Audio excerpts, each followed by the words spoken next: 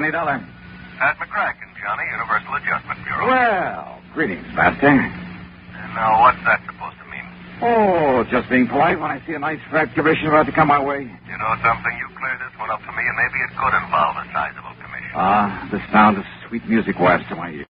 Who, what, when, where, and why, Pat? Only answer two of them, Johnny. All right. What? What and where? Ever hear of the Rochemont necklace? I never. Well, you should have. But come on over to my office. I'll tell you about it. Missing? That's right, missing. From where? I'll tell you about it. Oh, it's a word. I mean, unless it's pretty valuable, What's there's the no difference? sense. Your commission may be a sizable one. How much, Pat? Come on over. How much? Well? Okay. The necklace is insured for exactly $321,000. What? That's right, $321,000. Okay, baby. I'm on my ever-loving way.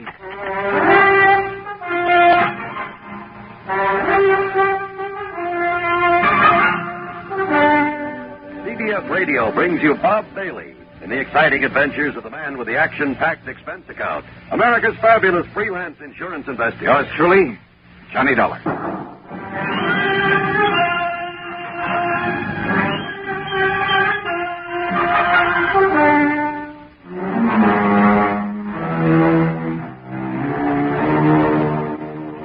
Expense account submitted by Special Investigator Johnny Dollar to the Universal Adjustment Bureau, Home Office, Hartford, Connecticut.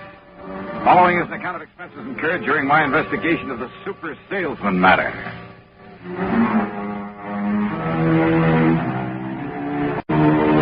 As always, the promise of a big commission did sound like sweet music to me. So, expense account item 1 is $1.25 for cab to the office of Universal Adjustment in the Spear Building down on the square where Pat was waiting for me. Oh, come in. Sit down and listen, Johnny. Sure, Pat. Right ahead. Well, the Rochemont necklace. Some old crown jewels or something came over from Paris a few years ago. Huh? The whole collection was worth $2 million. Now, various parts of it were sold to various people in various parts of the country, but the ruby and diamond necklace went to Mrs. Liza Rochemont. Now, she's a wealthy widow living out on the edge of town. Except when she was away in Florida, California, Europe, wherever, when she'd put it in a vault at the bank, she kept it in a wall safe at her home, a safe to which she alone has the combination, and nobody's ever broken into it. You're sure of that? I'm sure. There's an automatic device that would show it. Well, did she ever wear that priceless hunk of jewelry? Oh, quite often. Which is why she often had it cleaned and the stones checked in the settings. Go on. So a couple of days ago, she handed it over to that jeweler in the new building just across the square there. You see the shop? Parker? Mm-hmm. Clayton Parker. Seems to me she'd pick one of the big ones, one of the old-time firms, or send it down to New York to Tiffany's or Cartier or someone like that. After all, Well, that's exactly what her insurance man, Tim Pringle, you know him, Surety Mutual. Oh, sure. Yeah, well, Tim told her this morning when he found out what's happened. What's happened?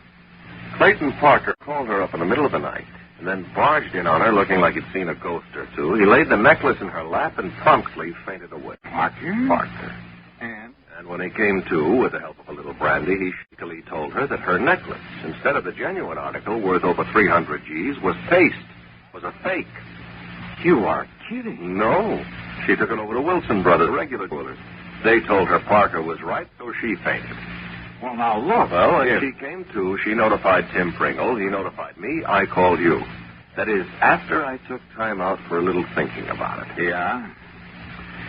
A Universal Adjustment Bureau serves a lot of companies. I know. All over the country. I know. We get reports on every client company's problem. So? Well, something rang a bell. I went through the file.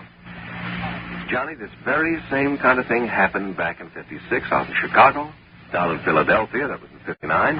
And in each case, the jeweler who discovered the switch answered the description of Mr. Clayton W. Parker.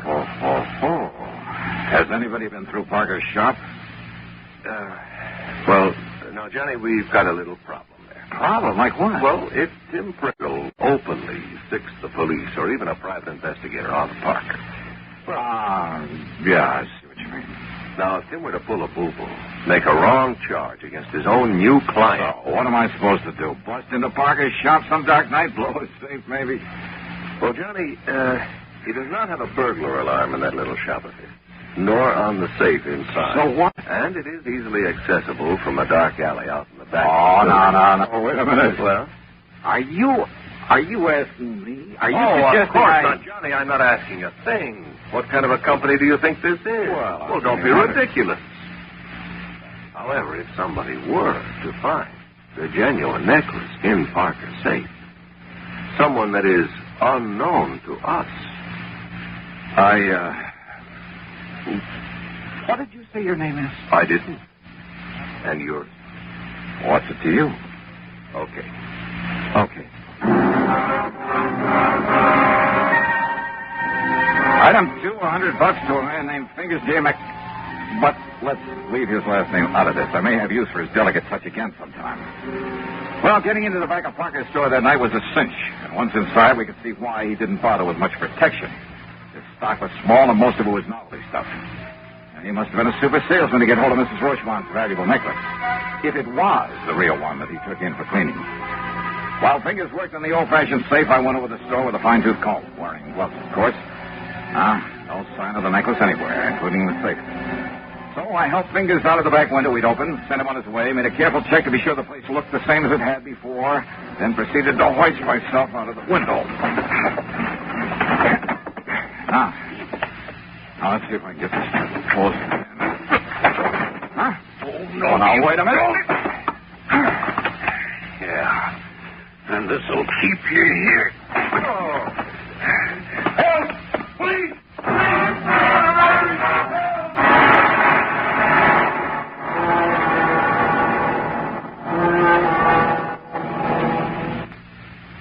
Act 2 of yours truly, Johnny Dollar.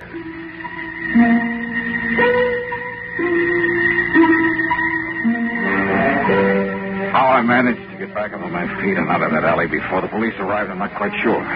But I somehow did. I ran a couple of blocks through some other alleys, and then, playing drunk, which wasn't hard after that club in the head, I grabbed a taxi.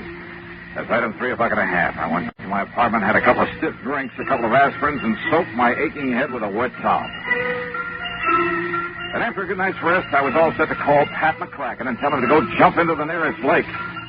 Until I remembered that officially he'd had nothing to do with all this. And then I did some thinking. If what Pat had told me was true, only 2 people could possibly have substituted a phony for the Rochemont necklace. The wealthy Mrs. Rochemont herself, of course. This new small-time jeweler, this Clayton Parker. But it wasn't in the store. Yeah. So maybe hidden around his home someplace. Well, I could try. In the meantime, hope he hadn't recognized me in that alley. No doubt he'd be in a shop this morning. And if he was married.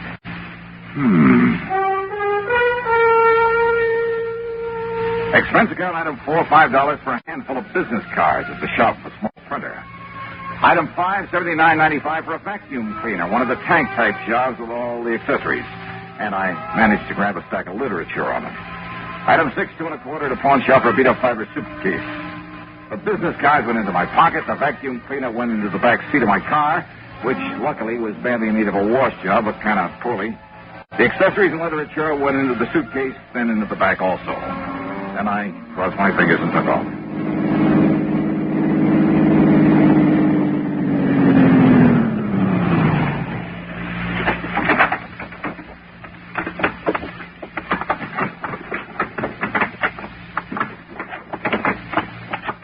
Alrighty, here we are now.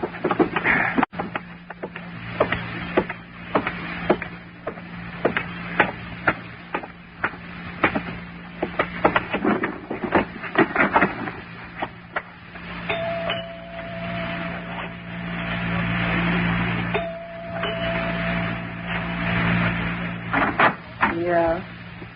Well. Mrs. Parker? Yeah, that's right. Only who... Now, wait a minute. Yes? Didn't you see that sign over the doorbell? No salesman. Solicitor. Oh, well, of course. Well. But I came in answer to the coupon you mailed asking for more information in the free demonstration. Coupon? Oh, my name is, look, here's my card. Now, look. No obligation to buy, none whatsoever. Yeah, ma'am. Look, is this some kind of... James Dakin, sales engineer, and a national vacuum cleaner service. Yes, ma'am. What the sales engineer? You really want to know? Uh-huh. Well, it's just a glorified name for an ordinary salesman. Well, you're a pretty glorified kind of guy to have to be going around pounding doorbells, Jimmy. Well, I got to make a living. But you do all right, too. A beautiful, lonesome, long-suffering housewife. See a good-looking guy like you at the door and pop off to work somewhere. You probably do all right. Oh, now, wait a minute. You should see some of those lovely, lonely housewives you're talking about.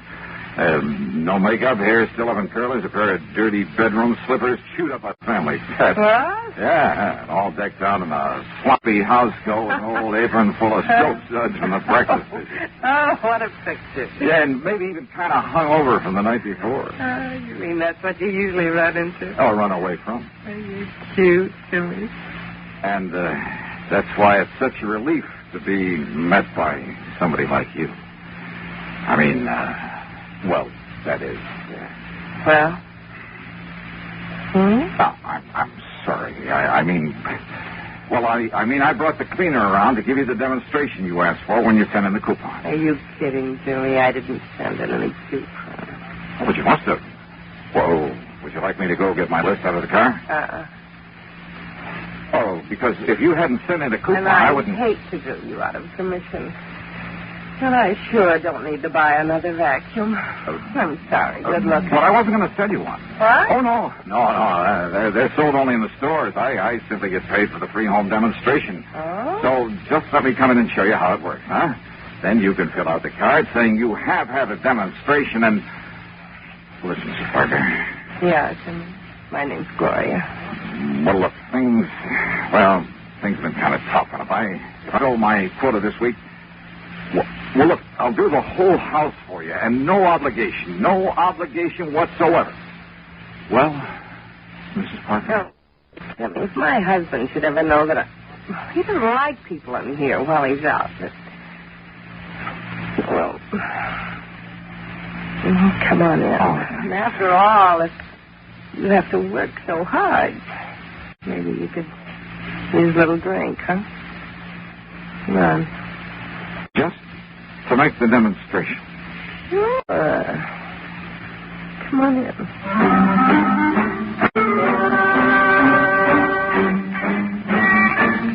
Oh, now just a minute. I'm a man of high principles. I had a job. Which is to say that as soon as I got inside, I unpacked the equipment, hooked it up, and went to work vacuum cleaning the whole house. And I'll tell you this. I should have studied the directions a little more carefully before trying this crazy stunt, or maybe made a few practice swings through my own apartment.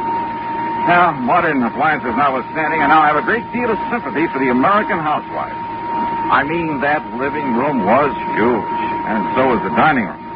But I didn't want to be obvious by heading into the study first. The study where her husband's desk would be, and where, if I were lucky, she wouldn't leave me alone for a second. Oh, come on, Jimmy. Isn't that enough? No, gotta finish the job. I promised I'd clean the whole place, and I'll do it. Why don't you just sit down, relax, and read a book or something? What about that little drink I promised?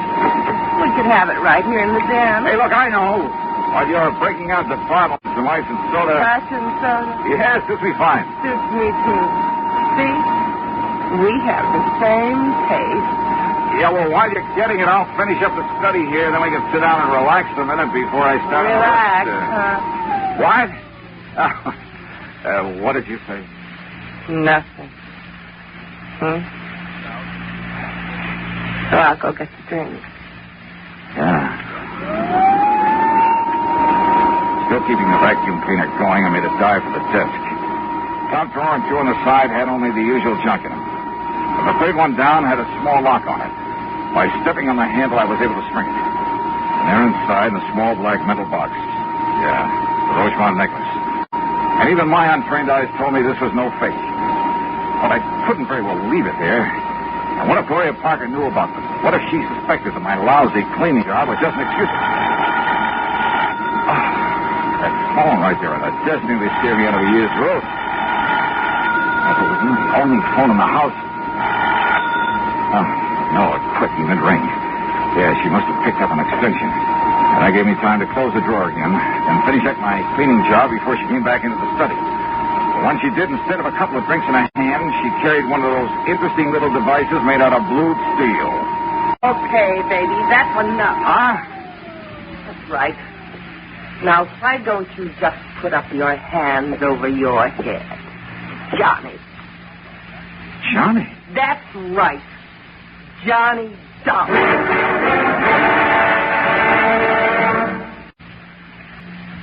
Now, Act 3 of yours truly, Johnny Dollar, and the Super Salesman matter.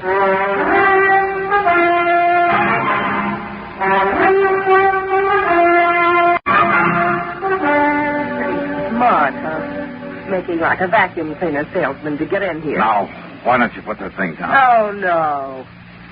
But you should have been smarter and listened in when the phone rang, Johnny. That was Clayton, my husband. Thought you might come here. You call me Johnny, Mrs. Parker. That's right. Johnny Dollar, the famous dick. You stupid. You think Clay didn't recognize you when he found out you'd broken into his store last night? Oh? Then why didn't the police pick me up this morning? You think he's dumb?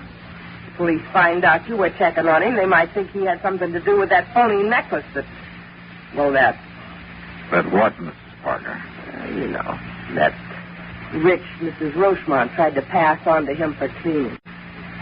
She didn't know it was a phony. Is that his story? Anybody going to prove otherwise? Maybe. Oh, no, maybe, Johnny. But if you've got some crazy ideas, well, I don't think anybody's going to hear them. Because when Clay gets here... Ideas? What? What if I had some proof? Don't give me any of that kind, huh? No, wait. Maybe while I was out there... Don't move. Oh, it's still locked. You've got no proof of it. All right, now listen. Put down that gun for a minute. Let me tell you. No, you don't. And if you don't think I won't use it, you'd better look up my record. Gloria. Shut up! Well, you realize what you're letting yourself in for, don't you? You realize what you've already got yourself in for, Johnny boy. Now sit down. Go on, sit down there. Sure. And while you're waiting, Johnny, maybe you'd better pray.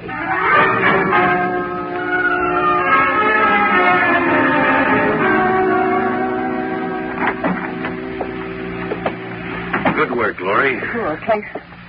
The cubs are leading in the sheep to the slaughter. And why'd you let him in here in the first place? Even if you didn't know who he was. Are you kidding?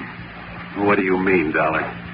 Well, if you could have seen the open arm welcome I got on the strength of batting my nice brown eyes at her a couple of times. Sure. You don't keep very close tabs on her when you're out of the house, do you, Parker? Don't listen to him, Clay. He's lying. He's trying to trick you, make you drop your guard. That's right. And it won't work, Dollar. Okay, I tried. So, now you can call in the police to pick me up. Police? Don't make me laugh. Why do you think I didn't call them in last night? Because they don't know you're on this case. You sure of that? You trying to tell me they'd go for breaking and entering my shop? They or that insurance company of yours? In the hopes that maybe you'd find that pretty little necklace? A necklace? It's all right, Clay. The drawer's still locked. Yeah, I see. So you admit that you substituted that phony. Well? Keep that gun on him, Glory, while I make sure it's still okay. Don't worry. He doesn't have a chance to look for it. Even if he'd known where to look. Up until you called, I kept him busy. I kept the great Johnny Dollar busy pushing a vector. No, it isn't here. All right, Dollar. Where is it? Give me the gun, Glory. Sure. Now frisk him. Yeah, sure. Well, has he got it? Would you like me to strip for you? Shut up. Perfectly willing. Shut up! Not on him. Is anybody else in this house? No, Clay. And I only left him alone in this room Hear that? And shoot him down if he makes one move. Don't worry. He turned the room upside down, looked in and around and under everything, even outside the windows. He made me strip to my shorts and went through every inch of my clothes. Nothing. It isn't here. Glory, are you sure? Yeah, I'm sure. Well, then, if you don't mind, I'll get dressed and leave you two to figure out what might have happened. Dollar, you don't leave this room alive. That's right, Clay. Kill him. Yeah. Now, Dollar. Parker. Yeah. Now. Police! Yeah. Well, they don't get... It was a nice shot, Johnny, you okay? Oh, sure, Pat. Oh, and thank you, Lieutenant. Only Pat. Yes, Johnny? Why? Well, when you didn't report to me that you'd found that that thing in his in wherever you were last night. Please go on. Yes. Well, when I saw Parker from my office window, there, saw him tear out of a shop a few minutes ago and burn rubber heading out in this direction. Well, obvious. So thanks. Yes, thanks, Pat. And would you like to see the necklace? Somewhere inside this vacuum cleaner I didn't sell. Parker is dead. His wife yammered all over the place in the hope of getting off easy. Optimistic. So that's that. Expense account total $189.95. Oh, and by all means, don't forget my commission on something over $320,000. Yours truly, Johnny Dollar.